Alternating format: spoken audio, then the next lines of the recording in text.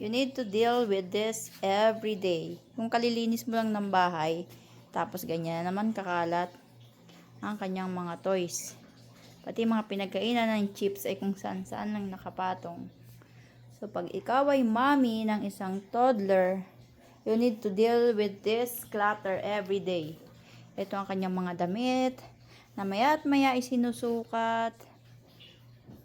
Ayaw niyang ayusin ko dahil gusto niyang paglaruan. So, hinayaan ko na lang siya dyan, nakapatong.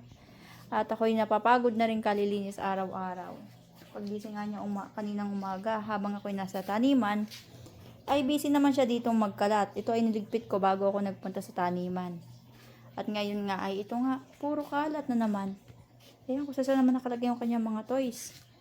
Nakalagay sa upuan, dito. Sabi ko nga sa kanya ay ayusin niya. Tuturuan ko rin naman siya mag-ayos ang gamit niya. Kaya lang talagang bata pa kasi talaga si Sydney. Kaya nahayaan ko na lang siya mag-enjoy sa kanyang toys. Ayan, kinalat na naman niya. Kung saan saan nakalagay ang kanyang mga toys.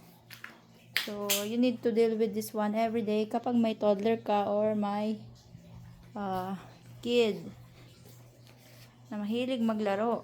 So, pati yung slime niya, mamaya ito ay nasa carpet na. Kaya ang aming carpet ay sobrang pangit na. Ayan. Pabagsak na naman siya sa carpet. So, hindi ko na muna siya liligpitin kasi mamaya lang ay babalikan niya yan at ikakalat niya na naman. So, another series na naman ng pagod ko. Marami pa naman akong ginagawa.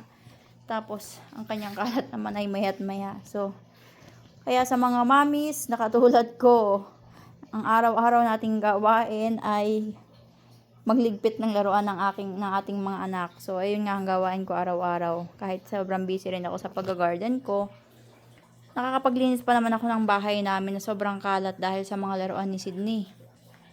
Habang nagluluto nga ako, ay binabantayan ko siya. Naliligo siya sa swimming pool. Kaya, doon muna ako sa labas at mamaya na to liligpitin pag matutulog na siya.